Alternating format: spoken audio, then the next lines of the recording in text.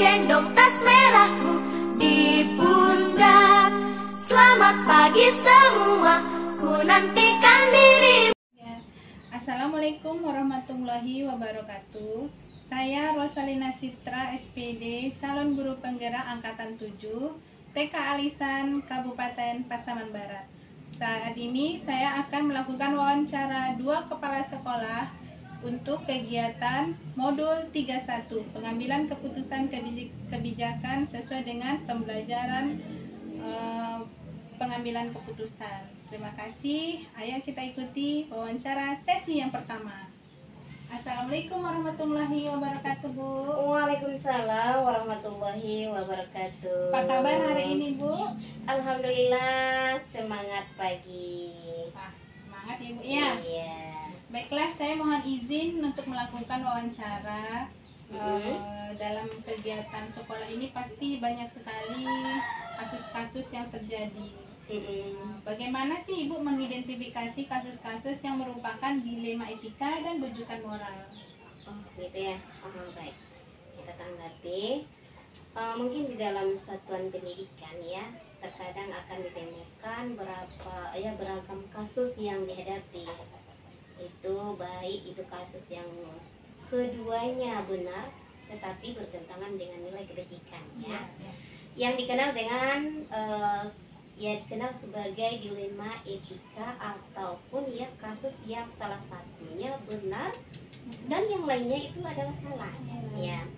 Sebagai seorang pemimpin ya, kedua kasus tersebut ya harus dapat diidentifikasikan dengan benar dan cermat ya, agar tidak ada kesalahan di dalam pengambilan keputusan ya. Cara saya dengan mengidentifikasi kedua kasus tersebut ya dengan memahami masing-masing kasus ya. Tentu saja untuk memahami kasus-kasus tersebut ya saya harus berkomunikasi dengan pihak-pihak yang terlibat dalam yang terlibat di dalam kasus tersebut. Bila perlu saya akan mengadakan pendekatan secara personal. Ya. Setelah permasalahan tersebut sudah dipahami, maka pemetaan jenis kasus tersebut ya akan lebih mudah ya. Untuk itu perlu pertanyaan-pertanyaan yang dapat mengidentifikasi kasus. Sebuah kasus dapat dikatakan sebagai dilema etika ya jika masalah tersebut tidak melanggar hukum dan serta norma-norma yang berlaku atau menimbulkan ketidaknyamanan sosial atau orang lain begitu ya. Dan sebaliknya ya jika itu kasus dikatakan bermasalah, tentu akan menimbulkan keresahan ya, dapat dikatakan sebagai kasus bujukan moral. Iya, ya, betul gitu. sekali, Bu. Jadi banyak kasus dalam lembaga itu harus bisa dipilah-pilah ya, Bu ya. Iya, gitu-gitu ya. Oke, selama ini bagaimana sih Ibu menjalankan pengambilan keputusan di sekolah, terutama itu kasus-kasus di mana ada dua kepentingan yang sama-sama benar atau sama-sama mengandung nilai-nilai kebajikan. Oke. Untuk kasus dilema etika, saya akan mempertimbangkan hal yang dianggap sama-sama benar tersebut. Apakah hal tersebut berbenturan dengan kepentingan perorangan atau orang banyak ya, mengandung nilai-nilai kebajikan berupa kebenaran atau kesetiaan ya, melibatkan rasa adil atau belas kasihan, akankah berdampak untuk saat ini atau seterusnya gitu. Fakta-fakta berupa data-data yang akurat dan ya temuan peluang berupa jalan keluar atau solusi yang terbaik ya. Lalu buatlah keputusan, lalu keputusan tersebut perlu ditinjau ditinjau kembali sehingga keyakinan kebenaran itu dapat terlihat, sehingga keputusan yang diambil adalah keputusan yang dapat dipertanggungjawabkan. Iya, seperti itu. Jadi harus semua keputusan itu harus bisa dipertanggungjawabkan ya, Bu ya. Iya. Jadi langkah-langkah atau prosedur seperti apa sih Ibu lakukan selama ini? Ya. sebelum mengambil keputusan, ya, saya berusaha untuk tidak menghakimi, ya. Ya. Saya akan mendengarkan secara seksama, ya, tidak lupa suara hati dan kenyataan berupa penalaran dan fakta, ya, harus sejalan untuk memilih keputusan yang paling kecil kerugiannya dan besar manfaatnya, dengan mempertimbangkan kepentingan peserta didik jika kasus itu berhubungan dengan peserta didik, Betul. atau dengan kata lain kepentingan orang banyak yang didahulukan, ya. Berdasarkan pada prinsip berpikir, ya, berbasis hasil akhir itu berupa kebaikan untuk semua orang, berpikir berbasis peraturan yang ada, ya, dan berpikir berbasis rasa peduli sebagai sesama makhluk Tuhan Yang Maha Esa.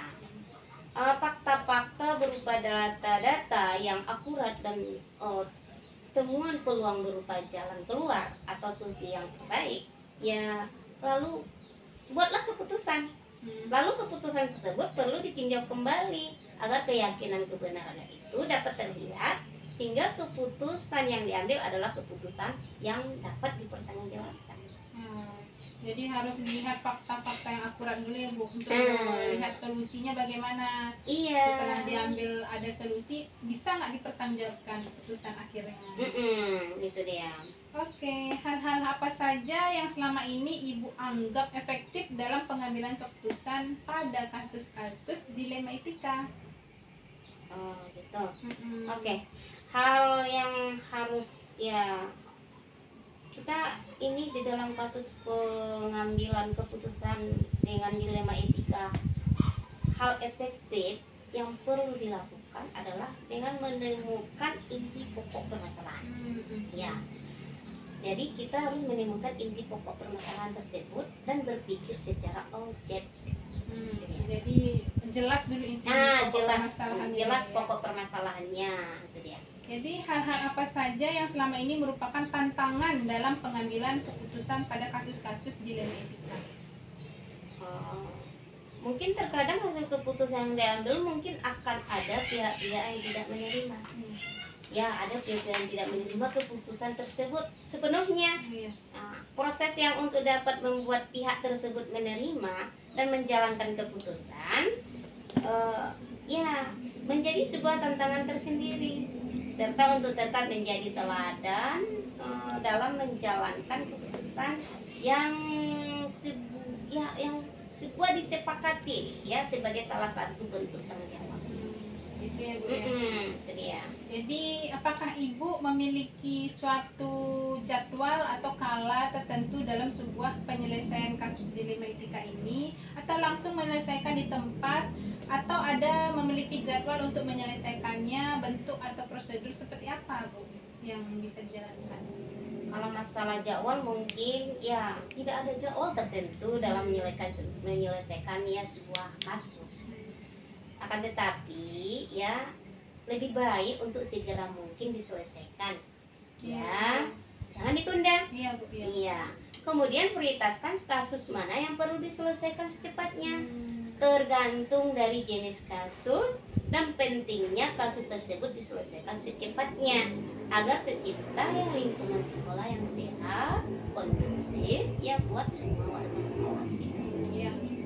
Jadi harus dilihat kasusnya yang beratnya, bagaimana, apakah harus diselesaikan dengan cepat. Iya, betul, itu dia. Jadi adakah seseorang atau faktor-faktor yang selama ini yang mempermudah Ibu dalam pengambilan keputusan dalam kasus-kasus dilema etika ini?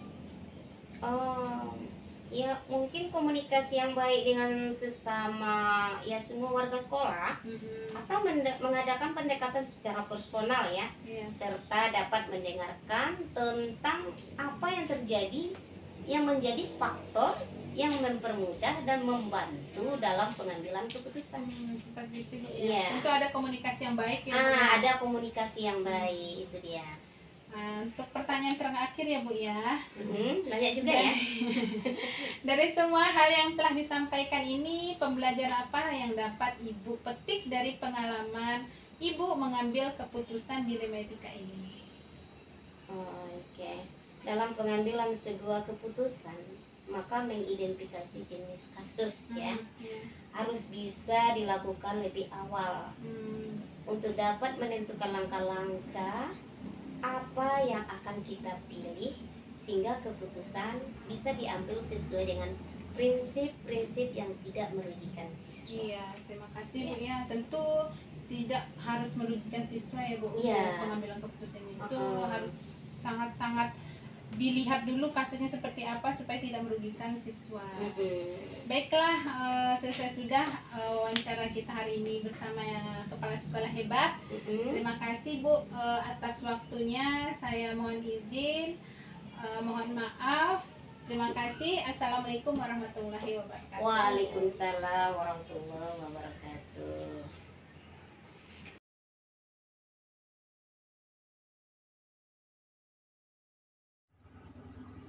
Assalamualaikum warahmatullahi wabarakatuh.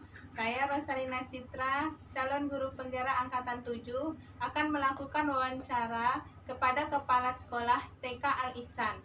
Baiklah, saya akan melakukan wawancara hari ini bersama Ibu Zulfida SPDI. Ayo kita lanjut ke wawancaranya. Assalamualaikum warahmatullahi wabarakatuh, Bu. Waalaikumsalam warahmatullahi wabarakatuh. Saya izin ya Bu ya untuk melakukan wawancara hari ini karena ada tugas dari calon guru penggerak untuk melakukan wawancara kepada kepala sekolah TK terutama 2 orang. Salah satunya kepala sekolah TK Al-Ihsan. Baiklah kita mulai ya Bu ya. Untuk selama ini biasanya Ibu bagaimana sih mengidentifikasi kasus-kasus yang merupakan dilema etika atau bujukan moral? Baiklah Ibu Ocha, tanggapan dari saya, seperti diketahui bersama di Satuan Pendidikan memiliki warga sekolah yang beragam. Sangat wajar apabila ada masalah atau kasus dilema etika yang biasanya datang ketika adanya kepentingan yang tidak sama di antara unsur-unsur yang ada di sekolah. Atau pendapat yang berbeda antara yang satu dengan yang lainnya, yang kemudian menjadi isu bentuk ketidaknyamanan serta pembicaraan di antara unsur sekolah. Kemudian hal tersebut menjadi bahan dan referensi untuk dibicarakan di tingkat sekolah atau disampaikan kepada kepala sekolah. Saya dalam menyikapi hal tersebut akan melakukan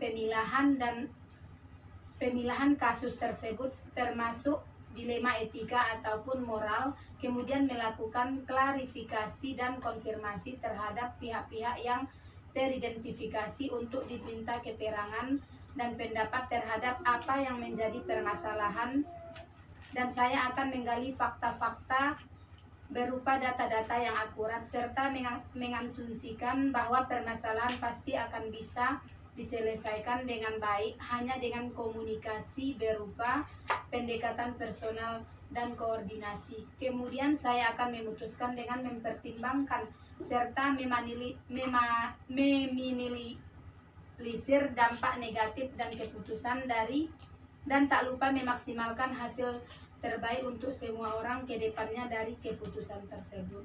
Jadi harus ada fakta-fakta, menggali fakta-fakta, data-data akurat Bu ya untuk mengambilkan keputusan berupa keputusan etika, dilema etika atau bujukan moral tersebut. Jadi selama ini bagaimana Ibu menjalankan pengambilan keputusan di sekolah Ibu, terutama kasus-kasus di mana ada 2 kepentingan yang sama-sama benar atau sama-sama mengandung nilai kebijakan? Pengambilan keputusan terkait dengan hal tersebut saya lakukan dengan pendekatan personal, komunikasi, dan koordinasi. Karena sekiranya pemimpin itu hanya menentukan dan mengambil keputusan akan tetapi dari data, referensi, dan indikator serta pertimbangan-pertimbangan dalam pengambilan keputusan tersebut haruslah kuat. Jadi Bu, langkah-langkah atau prosedur seperti apa sih yang bisa Ibu lakukan selama ini?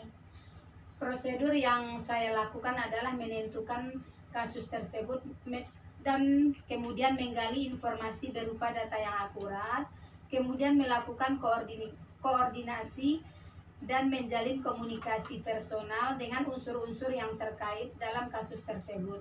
Menggali informasi berdasarkan data yang berupa kebenaran terkait kasus tersebut yang nantinya akan menjadi dasar dan pertimbangan pengambilan keputusan. Seperti itu ya Bu ya. Hal-hal apa saja yang selama ini Ibu anggap efektif dalam pengambilan keputusan pada kasus-kasus dilema etika? Hal-hal yang efektif dalam pengambilan keputusan adalah senantiasa tidak menghakimi atau bertindak berdasarkan data, menggali informasi serta menjalin komunikasi, sehingga menjadi referensi kita dalam memutuskan kasus dilema etika. Hal-hal apa saja yang selama ini merupakan tantangan dalam pengambilan keputusan pada kasus-kasus dilema etika ini, Bu? Tantangannya ada pada mengajak warga sekolah untuk ikut bertanggung jawab terhadap keputusan yang sudah diambil yang tidak mungkin bisa memuaskan semua orang. Akan tetapi paling tidak keputusan yang diambil merupakan keputusan yang terbaik untuk semua warga sekolah. Jadi harus yang supaya tidak ada merugikan ya Bu ya, yang keputusan terbaik untuk warga sekolah yang harus diambil. Jadi Bu, apakah Ibu memiliki sebuah tata kelola atau jadwal dalam sebuah penyelesaian kasus dilema etika? Apakah Ibu langsung menyelesaikan di tempat atau memiliki sebuah jadwal untuk menyelesaikannya? Bentuk faktor prosedur seperti apa yang Ibu jalankan? Untuk jadwal tertentu dalam menyelesaikan masalah dilema etika tidak ada. Akan tetapi substansi dan urgensi-urgensi diperhatikan dalam menyelesaikan permasalahan yang ada di sekolah tersebut. Jadi Bu, adakah seseorang atau faktor-faktor apa yang selama ini yang mempermudah atau membantu Ibu dalam mengambil keputusan dalam kasus-kasus dilema etika? Seseorang atau faktor yang mempermudah dalam pengambilan keputusan sesungguhnya tidak ada yang khusus.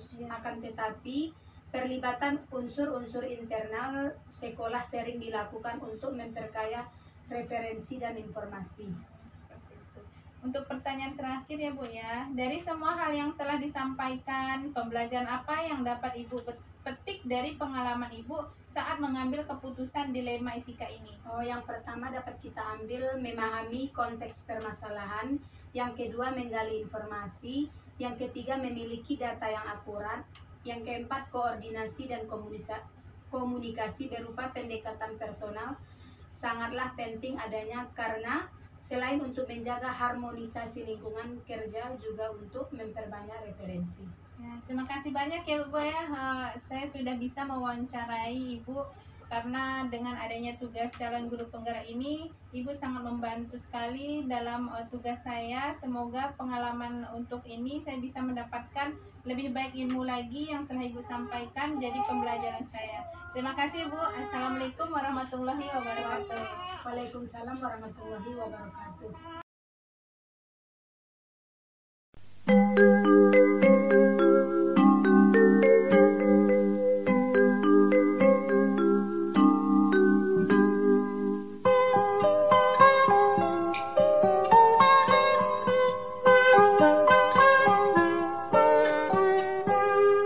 Pagiku cerahku, matahari bersinar, ku gendong tas merahku,